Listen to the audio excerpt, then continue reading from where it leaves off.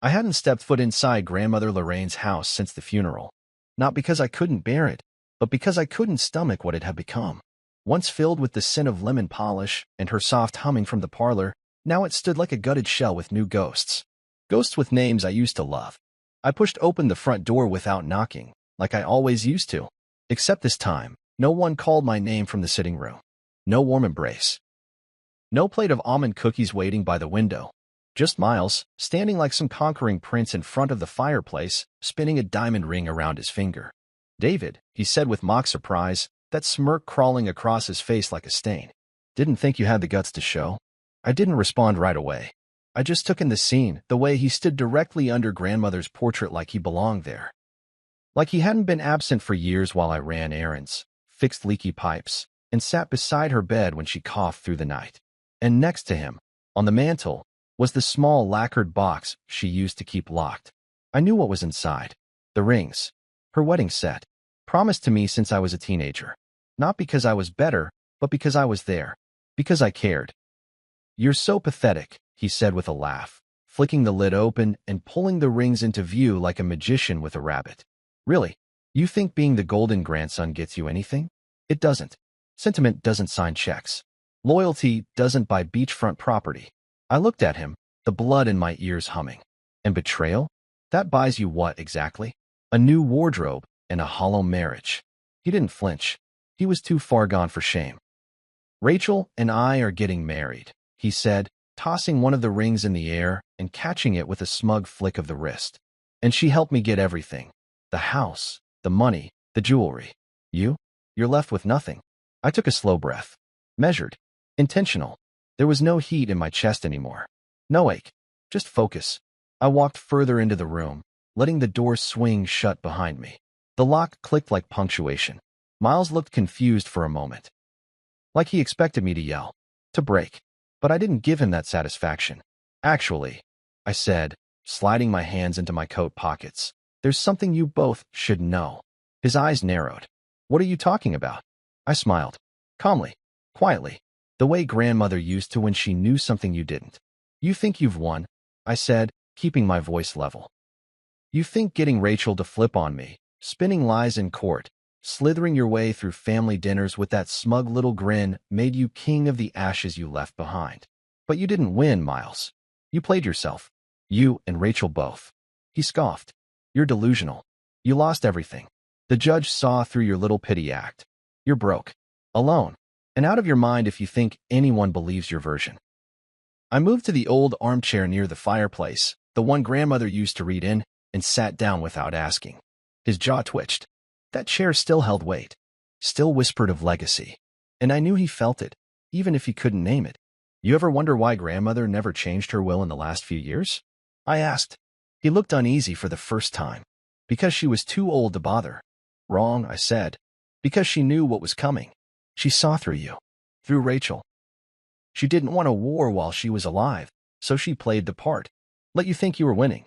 And the best part? You believed it." He crossed his arms. "You don't have proof." That made me laugh, just a little. That's the thing about people like you, Miles. You think truth is something you can auction off. Twist. Repackage. But truth? It's patient. It waits. It gathers receipts. His face shifted then. Not fear, exactly, but doubt. The kind that starts in the stomach and works its way up like rot. "I don't need to prove anything to you tonight," I said, rising from the chair. "I just needed to see your face when you realized the story wasn't over, that what you stole was the bait, and that the real legacy, the one you thought you buried with your lies, it's about to bury you instead." I walked toward the door, each step slow, deliberate. My hand on the knob, I turned back once more. "Tell Rachel I hope the ring fits. It won't mean much where you're both headed, but it's the only thing you'll be able to say you truly held, if only for a little while." Miles stood frozen, still clutching the diamonds like they meant something, like they could protect him from what was coming. I stepped into the dusk, the cool air slicing clean across my skin. Somewhere behind me, the fire crackled like laughter. But it wasn't Miles laughing anymore. It was me. I didn't open the journal until last week. It sat untouched on my bookshelf, tucked between a worn copy of East of Eden and a photo frame I hadn't had the heart to dust off since the divorce. For months, I couldn't bring myself to even glance at that velvet pouch. It was the last thing grandmother ever gave me, handed to me with a trembling smile and a whisper I haven't stopped hearing since. Don't fight them now. Let them believe they've won. Then, when the moment's right, use this. I didn't understand it then. Or maybe I refused to. Because some part of me, the part that still remembered Rachel's laugh at midnight and my brother's arm slung lazily around my shoulders after family barbecues, didn't want to believe it could be true. Betrayal is louder when it comes from the people you swore would never raise their voice against you. But last week, I finally opened the pouch. The velvet was still soft, untouched by time or treachery. Inside was a signet ring I recognized from my childhood. Lorraine's family crest, etched in gold and green enamel. Below it, wrapped in aged tissue, was the small leather journal. No label, no instructions, just hers. The first page was simple. If you're reading this, then the lies have already spread. I turned the next page with a hand that didn't feel like mine. She had written everything. Dates, amounts, account numbers. Descriptions of whispered conversations she'd overheard when she pretended to nap in her sunroom. Real estate transfers she intercepted. Property documents that mysteriously never reached the courthouse. Even offshore accounts, hidden beneath shell corporations so carefully crafted, no one would have found them unless they knew exactly where to look. And she had known. In her elegant cursive, grandmother spelled out what I'd spent months trying to explain to deaf ears. Rachel hadn't just cheated on me. She had orchestrated my downfall. And Miles? He hadn't just betrayed me out of impulse or lust. He had calculated it, studied the parts of me that trusted him, and pulled them apart like a safecracker with a blueprint. But Lorraine? She didn't just suspect. She prepared. There was a spreadsheet tucked in the back sleeve of the journal, handwritten in pencil, corrected in ink. On it, she'd drawn a web connecting every asset she owned, every trust she'd formed, every contingency plan. And at the center of it all, circled twice in red, was my name. I sat in the quiet of my apartment, pages spread out around me like a map of vindication, and I wept, not because I was sad, not because I felt triumphant, but because someone had believed me. All this time, in a family that had learned to nod when Miles talked and smile when Rachel charmed a room, Lorraine had seen through it all. I remembered that last afternoon with her so clearly now. It was just 2 weeks before she passed, the kind of day where even the sunlight feels heavy. I brought her lavender tea and sat beside her while she folded laundry slowly, deliberately. She had slipped the pouch into my hands with a look that didn't need explaining. "They'll come for everything," she said, eyes half-lidded with the weight of knowing. "And they'll do it with silk gloves and crocodile tears. But you, David, you don't fight like they do. You wait. And then you break them with truth." I thought she was being dramatic. I had no idea how right she was. The journal didn't just reveal what they'd done. It made it clear they hadn't even reached the core of her wealth. They'd stolen the house she let them see, the accounts she left open, the jewelry she mentioned at brunches with subtle flair. But the real assets, the estate in Provence, the stocks in 2 anonymous tech startups, the heirlooms kept in storage under an alias, those were never touched, because they didn't know they existed. I stared at the ledger, my name underlined beside legal access codes and phrases like irrevocable trust, C Clause 4C. The weight of it hit me like the tide. I hadn't lost. I had only been given the chance to watch them fall deeper into their own trap.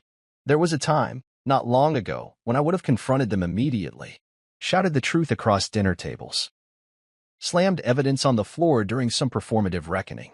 But Lorraine's voice lingered. Let them believe they've won. And that was the key. They weren't expecting me to be quiet.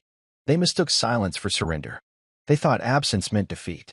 But the truth was, I had been watching, waiting, gathering everything I needed. That night, I sat alone on the balcony of my apartment, the journal open beside me, and I finally allowed myself to feel something I hadn't in months. Clarity. This wasn't about revenge. Not really. It was about restoration. It was about letting truth walk back into the room like it never left, dressed in velvet and sealed in a pouch passed down by a woman everyone had underestimated. They all thought Grandmother Lorraine was just a sweet old matriarch with pearls and recipes. But she'd been a lioness wrapped in lace. She didn't just leave me a fortune. She left me a path and a warning. Now, with the journal in my hands and the ledger in my safe, I knew the next step wasn't to destroy them. It was to let them keep digging, just a little more. Because the further they reached, the more devastating the fall. They hadn't stolen everything. They'd only stolen the part she wanted them to see. And now? It was time they saw what she'd really left behind. It was the word she used most often behind closed doors: pathetic. I remember the first time Rachel said it when she didn't know I was listening. She had Miles on speakerphone. I was in the hallway, barefoot, carrying a tray of tea I'd made for her because she'd said she had a migraine. David thinks showing up with flowers makes up for being boring. He's sweet, but he's just pathetic. That word had echoed in my chest louder than I'd ever admit. It wasn't anger I felt then. It was the slow, quiet crumbling of something I couldn't name. A realization. A tearing seam. And I still brought her the tea, pretending I hadn't heard a thing. That was long before the trial, before the subpoenas, before my own brother sat on the other side of the courtroom, testifying against me with the same ease he used when he used to tell my birthday jokes at family barbecues. They didn't just try to take things from me. They rewrote my story. My name, once tethered to integrity and patience, became a footnote in their carefully scripted narrative of failure and dysfunction.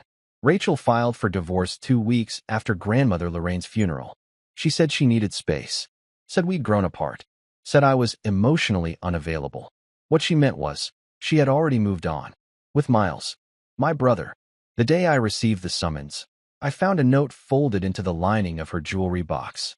"It's cleaner this way," it read. Not, "I'm sorry." Not, "You deserve better." Just clinical detachment. Rachel always had a way of making cruelty sound rational. When the court hearings began, it was like walking into a play where everyone had been handed a script but me. They accused me of financial irresponsibility, of mood swings, of paranoia. Miles claimed I had withdrawn large sums of money and used them for unstable investments. Rachel cried on the stand. She wore the blue dress I bought her on our 4th anniversary.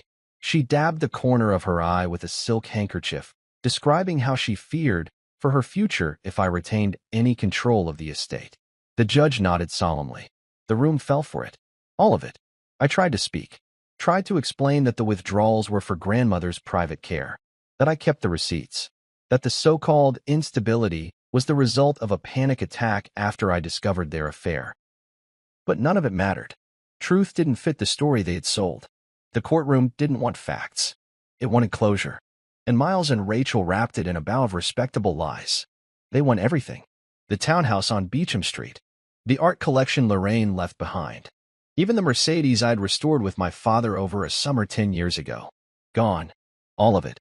The judge said the division was equitable. Equitable. I walked out of that courtroom a shell of myself, holding a folder of documents that boiled my life down to numbers, mischaracterizations, and signatures. The world didn't clap or mourn. It just moved on. The family didn't speak much after that. Some of them sent polite texts. "Hope you're taking care of yourself. Sorry things got messy." My Aunt Judith called once, said she was staying neutral, like I had asked her to pick sides in a chess game instead of just acknowledge that I'd been gutted in front of everyone. No one wanted to believe Rachel had been unfaithful. She was too polished, too perfect. Always knew the right thing to say at baby showers and funerals. She made lemon squares for the neighbors, smiled at children, never raised her voice. Her betrayal didn't look how they thought betrayal should look. And Miles? He had that charming older brother glint in his eye. The one that used to talk me out of trouble when we were kids. The one that now smirked while he signed declarations condemning my character. They all said the same thing in hushed corners. It's just sad. David never really lived up to his potential. But I had. Just not in ways they could see. I lived it in the quiet care I gave Lorraine during her final years. In the nights I stayed up learning probate law just to understand her will. In the way I packed up her belongings after she died, each scarf, each teacup, each photo handled like a relic. I lived it in the loyalty I gave to a marriage that didn't deserve it. In the blind trust one extended to a brother who sharpened his knives behind my back. But no one asked about that, because they already believed the story Miles and Rachel fed them. That I was broken, that I was bitter, that I was, in every way that mattered, pathetic. They didn't know what I knew now. They didn't know about the offshore accounts, the forged documents. They didn't know Rachel had falsified invoices to siphon funds from Lorraine's estate, or that Miles had filed property transfers in my name while I was out of the country. They didn't know, but Lorraine did. And now, so did I. She saw through them long before I ever did. She hadn't just suspected, she had documented everything. And when she pressed the velvet pouch into my hand, she wasn't giving me revenge. She was giving me clarity. So I stayed silent. Let them write their story. Let them celebrate in the house they stole and toast with wine bought from funds they laundered through legal trickery. I let them live in their version of truth, because I knew the day was coming when the real one would arrive, uninvited, undeniable, and impossible to escape. And on that day, the word pathetic would find a new home. Not with me. With them. The invitation came in a white envelope with a gold seal, like something out of a wedding catalog or an awards gala. Inside, a note written in Rachel's elegant cursive. We'd love to have you at our celebration dinner, an intimate gathering before the big day. Family only. 7 p.m. Formal attire. Beneath her perfect penmanship was a smiley face, as if that erased the venom behind it. I stared at it for a while, letting the irony soak in. My brother and my ex-wife were throwing a party for their engagement, and they wanted me, the man they gutted, to sit at the table like it was all a warm reunion. I went, not because I had any desire to break bread with the two of them, but because I needed them to see something. Not just me. The version of me that had been forged in silence, steadied in betrayal, and sharpened by the truth Lorraine left behind. I wasn't going for revenge. I was going for clarity, and I wanted an audience. The dinner was held at the Crestmore estate, my grandmother's summer home, the one Miles had swindled through technicalities and probate court. Once, I'd helped paint the banisters in that house when I was 19. I knew which stair creaked before it was stepped on, which guest room had the stuck window. Now it was lit up like a magazine spread. White tablecloths, a catered 3-course meal, and Miles' smug voice booming from the dining room like he was some benevolent king inviting the peasants to dine. When I arrived, I was shown to a seat at the far end of the long dining table, near the doors leading out to the veranda. Strategic, distant, symbolic. But I didn't protest. I sat quietly, adjusted my cufflinks, and scanned the room.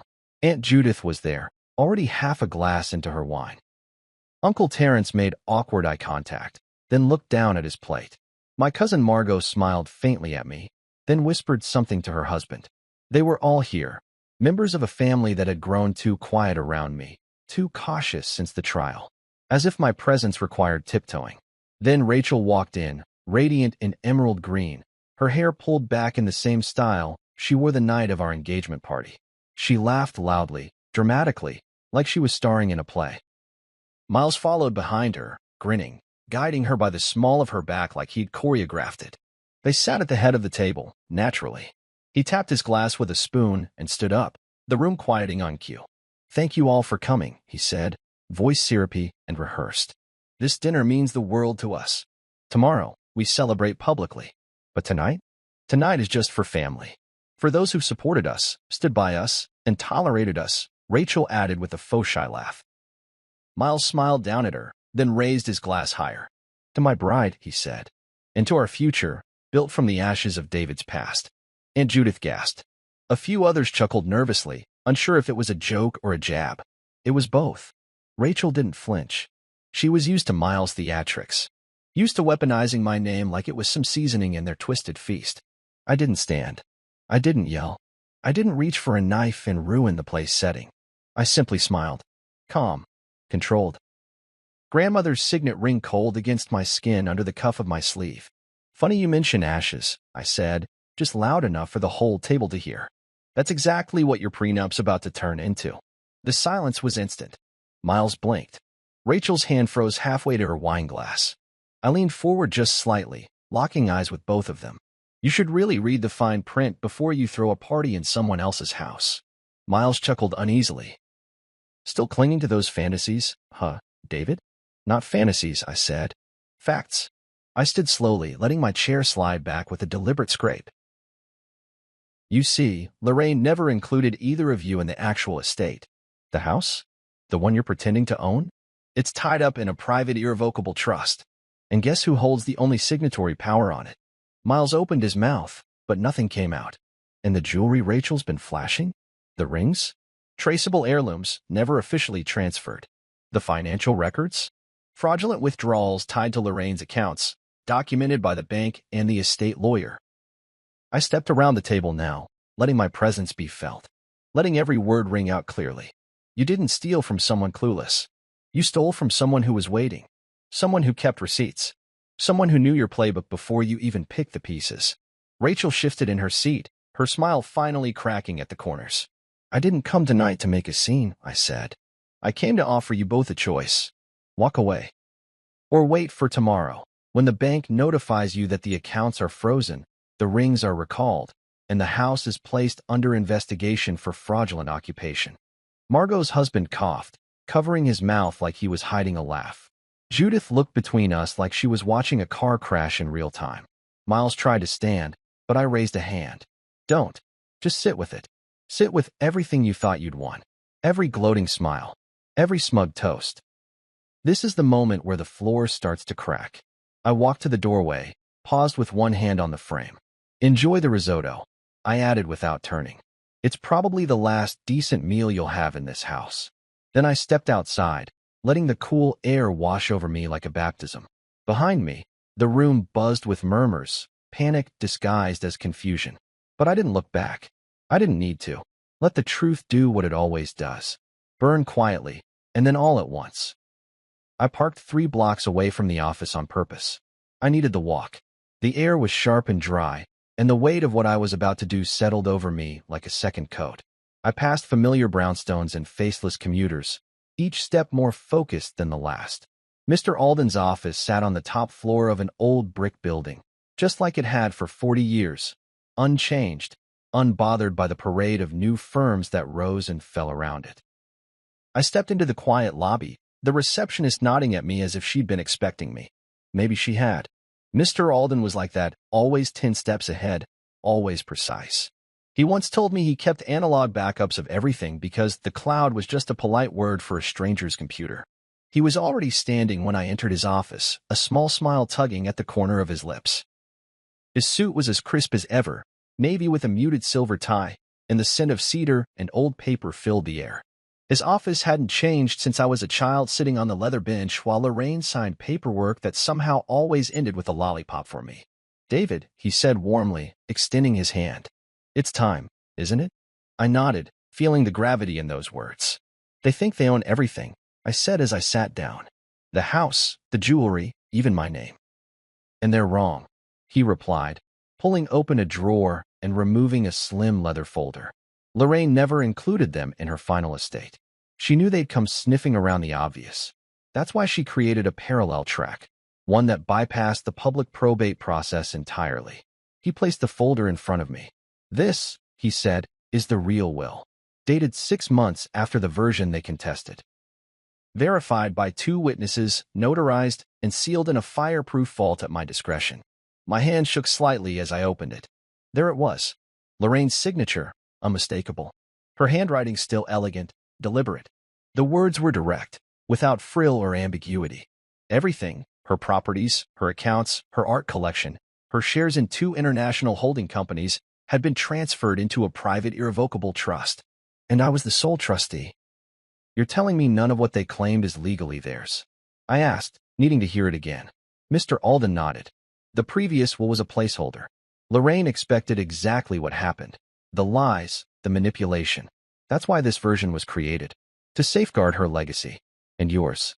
I leaned back, trying to absorb it. All the nights I'd spent staring at my ceiling, wondering if she'd believe their lies, wondering if she died thinking I'd failed her. Every bit of it dissolved with that single folder. They used the court system like a weapon, I said quietly. They painted me as unstable, unworthy. And yet here you are, he said, steepling his fingers. With the only version of events that matters. The one backed by truth. We spent the next hour reviewing the documents, one by one. The trust had layers, clauses, protections, detailed records of everything Miles and Rachel had tried to siphon. Lorraine had left nothing to chance. She had annotated statements, drawn lines to potential fraud, and even included a note for Mr. Alden. If they try to drown David in court, pull the rope. She left them the illusion, I said, flipping through pages, so they'd walk right into their own trap. Exactly, Mr. Alden said. And now they've not only revealed their intentions, they've committed fraud in the process. He reached into a separate drawer and handed me another envelope. These are recordings. Conversations Lorraine had with Rachel. She suspected the affair. She never confronted her directly, but she kept notes, tapes, emails. enough to show a pattern of manipulation and financial coercion. I opened the envelope slowly. There were 5 USB drives inside, each labeled with a date. One of them, August 14th, was the week after Lorraine had visited the beach house. That's when she first told me not to trust smiles without eyes behind them. What now? I asked. I mean, what do I do with all of this? That depends on your goal, Mr. Alden said. You can file quietly, reclaim the assets, freeze their accounts, and let the court sort it out. Or, I looked up. Or, he folded his hands. Or you use this as leverage. Let them walk into their engagement party believing they've won. Then you show them what truth looks like in the cold light of day. I stared at the folder, then at the drives, then at the man who had served my family for decades without ever needing recognition. I don't want revenge, I said. Good, he replied. Because this isn't revenge. This is restoration. I left the office just before noon. The sun was bright but not warm, and the city buzzed around me, unaware that something tectonic had shifted. I didn't feel triumphant. I felt calm. Like someone who had been underwater for too long and finally reached the surface. They thought they buried me. What they didn't know was Lorraine had built a vault beneath the rubble, and inside it, she left me the match. Now it was just a matter of when to strike. The thing about poetic justice is that it doesn't knock. It doesn't wait for applause. It just slips in, silent and inevitable, like smoke under a door. Their engagement party was held at the same country club where Rachel and I had our wedding reception. The same marble floors, the same gold-trimmed doors, the same overpriced canapes. I knew they picked it on purpose, knew it was part of their performance. Look how far we've come, they wanted to say. Look what we took from him. But what they didn't know, what they never saw coming, was that every detail they so proudly paraded was about to collapse under the weight of their lies. I arrived alone, wearing a tailored black suit and a watch Lorraine had given me when I got my master's. I walked in like I was there for the free drinks, not the quiet demolition I'd orchestrated. The room buzzed with music and polished laughter. Crystals swung from the chandeliers like frozen applause, and servers floated by with trays full of champagne. I stood at the edge of the ballroom for a moment, watching them work the room. Rachel in white, of course she wore white. Laughing too loudly. Miles in a navy tux that looked custom-made, holding court like he was already royalty. Their guests clinked glasses, unaware that the ice beneath them was cracking. Earlier that day, I'd sent a letter. Actually, 2. One went to the club's management, with attached documentation showing that the funds used for the event had been drawn from accounts tied to a disputed estate. The second went to the bank, Falstaff and Rothman, accompanied by a sworn affidavit from Mr. Alden, receipts, and notarized copies of Lorraine's trust documents. Both were time-stamped. Both were set in motion hours before the first guest arrived. At precisely 8:42 p.m., during Miles' toast, a man in a gray suit entered the hall. He moved with the calm authority of someone used to delivering bad news in beautiful places. He weaved between servers and centerpieces until he reached Miles at the front. Miles had just raised his glass. To Rachel, he began, the woman who taught me that love is louder than legacy, and that the future. The man leaned in and whispered something into his ear. The champagne in Miles' glass rippled slightly. Rachel tilted her head, confused. Then another figure approached her, this time the club manager. Her diamond-drenched fingers clutched her clutch tighter as he handed her an envelope. Her face froze in that practiced smile. But I saw it. The twitch. The start of panic. Guests started to notice. A few murmurs. A few turned heads. Then came the question, sharp and unfiltered from someone near the front. Is there a problem? I stepped forward. Slowly. No rush. The sound of my shoes on marble seemed to echo louder than the music. There is, I said, voice steady. The money used for this event? It doesn't belong to the happy couple. Miles turned toward me, face paling. What the hell are you doing? Clarifying, I replied, pulling the folder from my inner jacket pocket. You see, the accounts Rachel pulled from. Those were tied to an irrevocable trust that she never had access to. And the jewelry she's wearing tonight? The rings you flashed at dinner last week? They were never transferred. Chain of custody proves they're still part of Lorraine's estate, which, according to the most recent and legally binding version of her will, belongs solely to me. The silence rippled across the room like a wave hitting glass. Someone dropped a fork. Someone else whispered my name. But I didn't take my eyes off the two of them. You forged statements, I continued. Used my grandmother's estate to fund this entire circus. And now the bank has been made aware. The venue too. This isn't just morally disgusting. It's illegal. Rachel's voice finally cracked through the quiet. David, please. Not here. No. I asked, tilting my head. Because you had no issue hosting an entire dinner where you toasted to the ashes of my past. Funny how you're choking on smoke now. Miles stepped toward me, fist clenched. This is a setup. You're trying to ruin us. No, Miles. You ruined yourselves. I just removed the curtains. I handed the folder to the club manager, who took it like it was radioactive. The event is now under review, he said stiffly. We've contacted our legal department. If what he's saying is true, this party is in violation of our financial policies. Guests were already moving, quietly, awkwardly, like rats sensing a shift in the foundation. Someone stood, someone else whispered, let's go. And within minutes, the once buzzing ballroom had emptied to half its size. I didn't gloat. I didn't smile. I just turned and walked away, the echo of my steps trailing behind me like punctuation. At the entrance, I paused once more, glancing back at the two of them. Rachel gripping Miles' sleeve like a lifeline. Miles looking like the wind had been knocked from his chest. I left them there, in the ruins of their own celebration. The engagement that began in stolen rings and repurposed vows had gone up in smoke, right there in front of everyone. Exactly as it should have. They came the next morning. I was in the study, my study now, where the light hit the windows just the way Lorraine always liked it. I was sipping tea from one of her porcelain cups, the journal open on my lap, a red silk bookmark peeking out from the last page I'd reread a dozen times. The house was quiet, dignified, my sanctuary, until the knock, or rather, the pounding. The front door rattled in its frame.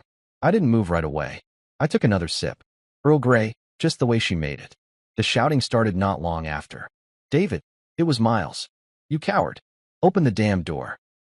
I set the cup down gently on its saucer and stood, moving toward the front window where the lace curtains offered just enough of a view without exposing anything.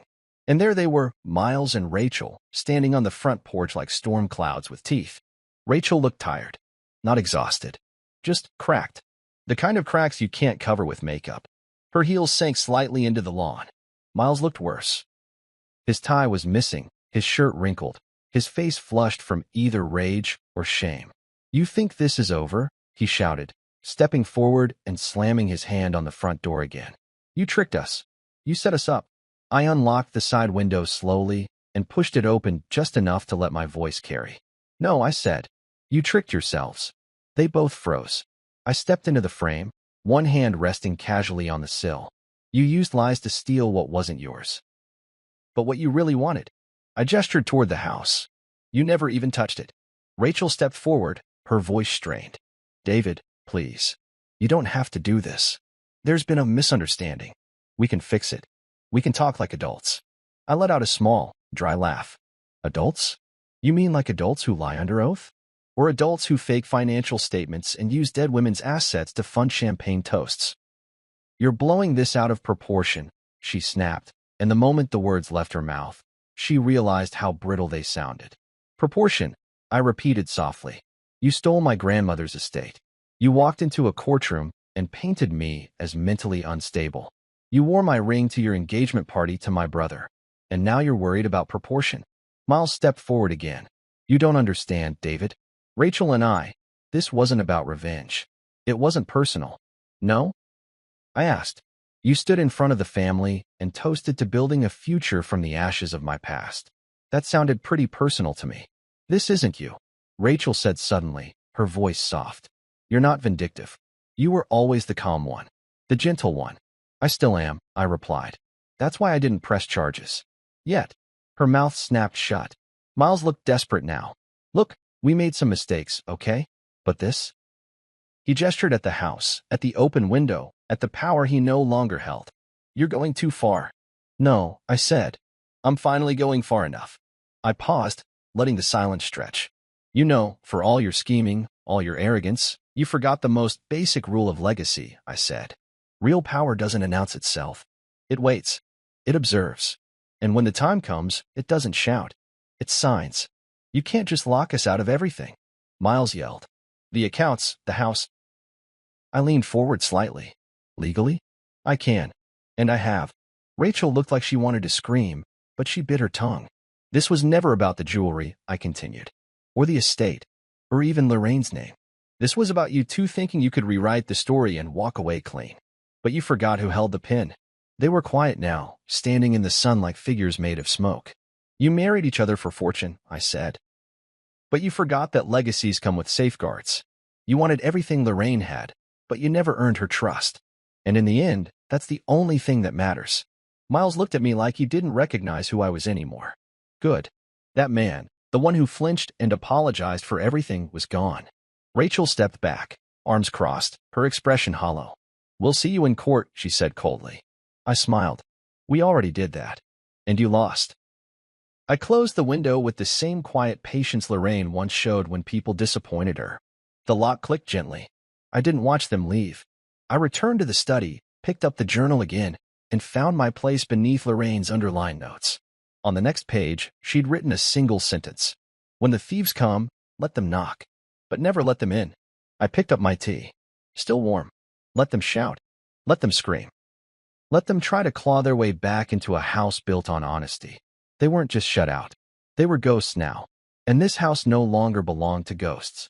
Falstaff and Rothman Bank sat on the corner of Mulberry and Fifth, a monument of glass and gray steel nestled between older buildings like it had forced them to make room. I arrived early, 15 minutes before the meeting, because I wanted to see their faces when they walked in. I wanted them to see that I wasn't hiding anymore. I was here, calm, and fully aware of the power they no longer held. The receptionist led me to a private conference room on the 12th floor. It smelled faintly of lemon polish and fresh ink, the kind of sterile precision that banks are famous for. I chose a seat at the far end of the long glass table, where the city skyline fanned out behind me like a victory banner. Mr. Alden was already there, his glasses perched low on his nose as he reviewed a stack of files. He didn't look up when I entered, just slid a folder across the table toward me. "They'll arrive soon," he said, his voice calm and clipped. "We've prepared everything. Statements, audio, notarized documents, the original will, witness affidavits." I nodded. "And the financials?" "Flagged and verified," he replied. Every withdrawal Rachel made in the 6 months following Lorraine's death was traced. Not a single one authorized by the trust. Each is a clear violation. I looked over the stack of documents in front of me, signatures, transfers, copies of emails from Rachel to banking officers, Miles' login activity during restricted hours. It was all there. Cold, hard truth, wrapped in black ink and legal weight. The door opened 15 minutes later. Rachel entered first, dressed like she was still trying to convince the world she was the victim. A sleek beige suit, her hair pulled into a bun, makeup perfect. But beneath all that, I saw the tension in her jaw, the desperation she was trying to iron out of her expression. Miles followed behind her, wearing the same navy blazer he wore to the engagement dinner, though today it hung looser on him, like the fabric itself had grown tired of the performance. Their attorney, a sharp-faced woman named Marion Locke, took the seat directly across from Alden. We didn't exchange pleasantries. The room was too cold for small talk. The bank manager entered last, a man named Ellery, silver-haired with a navy-striped tie, carrying a tablet and a legal pad. He took the seat at the head of the table and wasted no time. "Thank you all for coming. We are here to address a matter of urgent concern regarding access to accounts under the Lorraine Mercer Trust. At the request of Mr. David Mercer and counsel, we have reviewed a number of transactions initiated by Mrs. Rachel Langley and Mr. Miles Mercer." I watched as both of their names hit the air like dull knives. Ellery continued. "The transactions in question total nearly $1.8 million in liquid funds, with additional value tied to property holdings and heirloom assets." Rachel shifted in her seat. "Those funds were accessed under legal authority," she said, her tone even. "I was Lorraine's granddaughter-in-law. Miles and I were engaged, and he is blood family. The estate was awarded to us by the court." With respect, Alden cut in smoothly. "The court ruled on the basis of a will that has since been invalidated by a more recent version. One Lorraine created and filed with my office 6 months prior to her death. That version placed all her assets in an irrevocable trust. Only one trustee was named, David Mercer. No co-signers. No contingencies." He opened a leather folder and slid a copy of the document across the table. Marion, their lawyer, leaned forward and scanned the first few pages. Her brow creased. This was never submitted to the original probate court. Because it was never intended for public probate, Alden replied. Lorraine anticipated manipulation. She anticipated misrepresentation. That's why this trust was designed to bypass public record. We also have statements and recordings, including a conversation between Lorraine and Rachel in which Lorraine clearly states her intention to exclude them from any inheritance. Rachel's face whitened slightly. That was private. Alden didn't blink. And now it's evidence. Ellery cleared his throat and folded his hands. The bank's position is simple. If these funds were accessed under false pretenses, and if the trust prohibits any disbursement without trustee authorization, then these actions constitute financial fraud. Miles broke the silence. We didn't know, he said, sounding like a child caught with his hand in the jar. We thought we were entitled. Entitlement and legality are not the same, Alden said. Marian leaned back, her tone shifting from defensive to damage control. What are you asking for, Mr. Mercer? I looked at them both, and for the first time, I didn't feel anger. I felt certainty. I felt the gravity of every moment I'd endured finally tipping back into balance. A full confession, I said. Signed. Admitting the unauthorized use of funds, the misrepresentation of the estate, and a formal withdrawal from any further claims to the trust or Lorraine's assets. In return, I won't press criminal charges. Rachel's voice cracked. You'd destroy us. I shook my head. No, you did that yourselves. I'm just giving you a way out that doesn't end in handcuffs. The room went quiet. Ellery stood. If no further dispute is raised, we'll prepare the documents. All affected accounts are frozen until resolution. Any attempt to access them will be flagged and reported. Alden pushed a pen forward. You can sign now. Rachel didn't look at me. She looked at the table, at the marble veins like they could carry her away from this. Miles glanced at her, then at me, then signed. His hand shook. Rachel followed, slowly, as if the paper might burn. They didn't apologize. They didn't beg. But they signed. Because they were cornered. Because truth doesn't argue. It waits. Then it wins. I didn't celebrate when the transfer cleared. I didn't throw a party or post some poetic declaration online. I didn't take revenge selfies in front of the repossessed house or gloat when their accounts were frozen. That kind of noise was never in my nature. Besides, what was there to celebrate in watching two people unravel under the weight of the very rope they braided together? Rachel and Miles returned the jewelry first. It came quietly, by courier, in a velvet box that once belonged in Lorraine's glass display cabinet. No note. No apology. Just a return to rightful ownership, done with the sterile precision of defeat. The house, grandmother's, was locked, inspected, and sealed under my name, this time with no loopholes, no backdoors, no illusions. The offshore accounts were frozen, and the assets slowly reallocated back into the trust, where they belonged. They tried, of course, to reach out. Not directly, never with anything so dignified as remorse. Instead, they used intermediaries, cousins I hadn't heard from in years, a carefully worded email from an old friend suggesting we meet for coffee, even a message from one of Rachel's former colleagues asking for a fresh start. I ignored them all. There was nothing to discuss. The conversation had ended the moment they stood in that courtroom and tried to rip the truth out from under me. It didn't take long for the rest of their world to collapse. Rachel's parents disowned her quietly, swiftly. Their names disappeared from her social media. Her mother returned a painting I had gifted them years ago, a winter scene Lorraine had loved. It arrived wrapped in brown paper, no return address. But I knew. I hung it back in the hallway, where it used to be, where it belonged. Miles didn't fare better. Once word spread through the firm that he'd forged testimony and used stolen assets to fund a personal engagement party, my father, who had tried so hard to stay neutral, had no choice. He removed Miles from the company, effective immediately. The press release cited a breach of internal ethical standards. They didn't name me. They didn't have to. Everyone who mattered already knew. Still, I didn't gloat. I didn't need to, because that wasn't what Lorraine raised me for. She had lived her life with quiet strength and deliberate grace. She taught me to see beyond moments of vengeance and understand the weight of legacy. And now, with everything they tried to steal crumbling in their hands, I had to ask myself what came next. What was I going to do with all of it? This house, this fortune, this strange, heavy peace. I found the answer on a Sunday afternoon, sitting in Lorraine's sunroom, going through one of her old notebooks. It was filled with handwritten quotes, recipes, clipped articles about local charities. In the back, folded between 2 pages, was a letter she'd written to a judge on behalf of a single mother who had lost custody of her children over a technicality. Her handwriting was still steady. She's not perfect, but she is trying. And our courts should know the difference between failure and survival. That line hit me harder than any courtroom verdict ever could. That's when the idea came to me. A way to use the pieces they hadn't broken, to build something that mattered. 2 months later, I stood in front of a modest crowd of journalists, lawyers, and a handful of former family friends I still trusted. I wore Lorraine's signet ring on my finger, not as ornament, but as symbol. Behind me hung a banner, the Lorraine Mercer Foundation for Legal Equity and Advocacy. I didn't write a speech. I spoke from the chest, from the place in me that remembered how it felt to be called unstable. To be painted as a man not worth believing.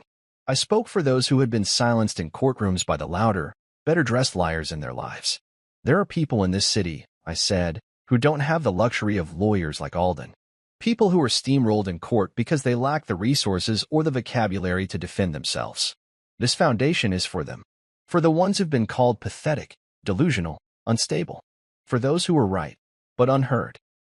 The first grant went to a woman named Clarice Bennett. She had lost custody of her 3-year-old son after being accused, falsely, of neglect by her ex-husband's new partner. Her case had been mishandled, her file buried. When our legal team reviewed her case, it took less than a week to uncover inconsistencies and a judge's overlooked recusal. 2 weeks later, she was reunited with her son.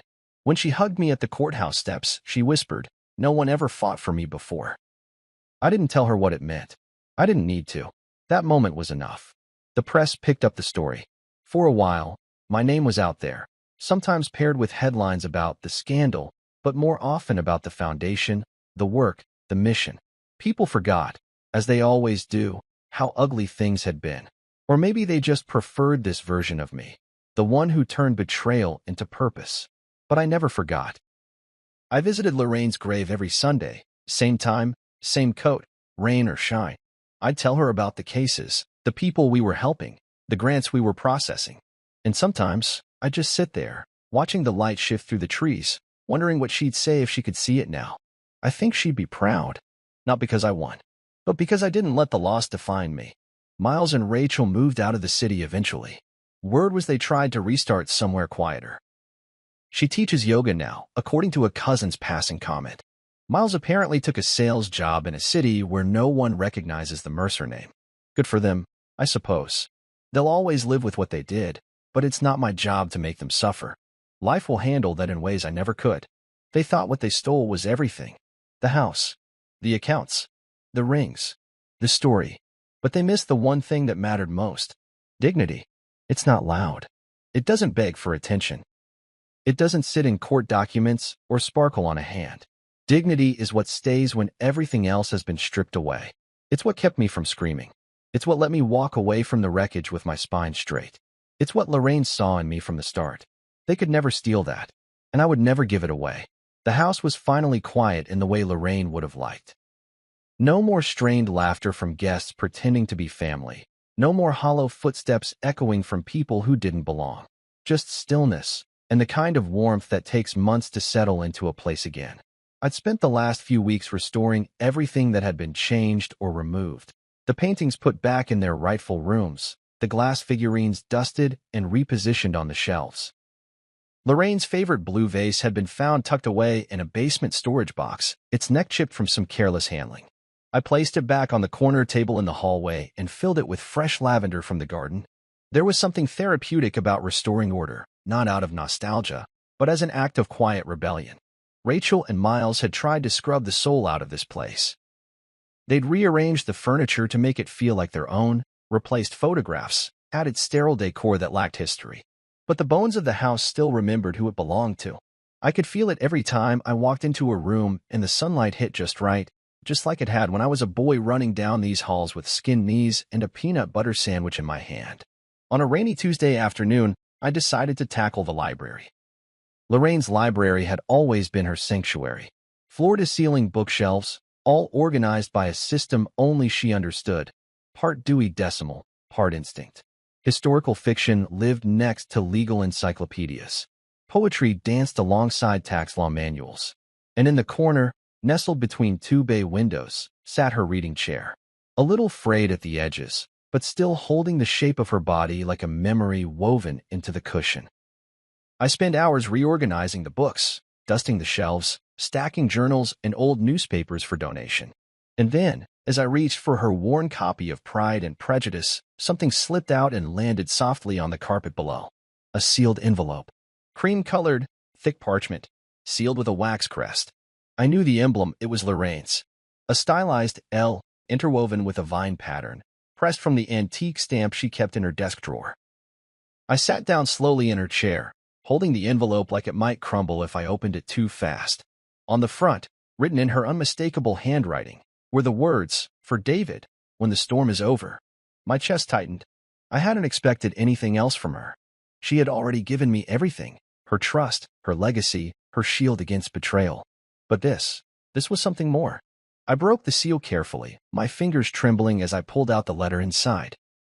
"My dear David, if you're reading this, then you've done what I always knew you could, held steady while others broke. I didn't raise you to fight for what's yours. I raised you to know that sometimes what's worth fighting for is your peace. You've seen what greed does. You've seen how the people we love can lose themselves chasing shadows. And still, you stood, not because it was easy, but because you refused to become what they tried to make you. That is the kind of strength the world doesn't praise enough. By now, you know the truth. About Miles. About Rachel. About the web they spun. I'm sorry you had to live through it. I'm sorry I couldn't spare you from the pain of it. But I knew, if I left you the tools, you'd build something they could never touch. Wear the ring. Own the house. But more importantly, never lose who you are. The world will try to harden you. It will tell you to strike back harder, to become cynical. Don't let it. I chose you not because you were perfect, but because you were kind. Because you had the strength to protect what mattered without losing your soul in the process. Let the past settle where it belongs. Let it become part of the story, not the ending. With love, always, Lorraine. I folded the letter carefully and slid it into my pocket like it was a compass. I sat there for a long time, letting the rain tap against the windows in soft, steady rhythm. Everything else. Courtrooms, betrayals, signatures, silence. It all faded into the quiet. That letter didn't just close a chapter. It reminded me that all of this, every painful step, had led somewhere. And I had a choice about what I'd do with what was left. I thought back to the boy I was, watching Lorraine arrange tea sets on Sunday afternoons, asking questions about the world, and never being told I was too young to understand. She believed in preparing people for storms, not sheltering them from the wind. That's what she had done with me. And now, after all the wreckage, I finally understood the full shape of the lesson. That afternoon, I opened the windows in the library, letting the rain-sweetened air flow through. I lit one of her old candles, set a jazz record on the turntable, and spent the rest of the day writing. Not for vengeance, not even for closure, but for clarity. I wrote letters to the people who had stood by me, the few who didn't flinch when the accusations came flying. I wrote thank you notes to Alden's clerks, who combed through boxes of legal documents without complaint. I wrote a recommendation for a young paralegal at the foundation who reminded me of myself at 25. Eager, unsure, quietly brilliant. And then, when the house had settled into its old rhythm, I did something I hadn't done in years. I hosted dinner. A small one. Just 10 people. Real friends. People who weren't interested in wealth or gossip or secondhand drama. The kind of people who asked, "How are you really?" and waited for an honest answer. We filled the dining room with laughter that didn't feel forced. We passed plates. We toasted to new beginnings. And when someone asked me what I was planning next, I didn't hesitate. "I think I'm done surviving," I said. "Now I want to live." They raised their glasses. And for the first time in a long time, I didn't feel like a man who had lost something. I felt like someone who had finally found what mattered. The letter stayed in my pocket all evening, a quiet reminder that not everything stolen needs to be taken back. Some things just need to be seen through.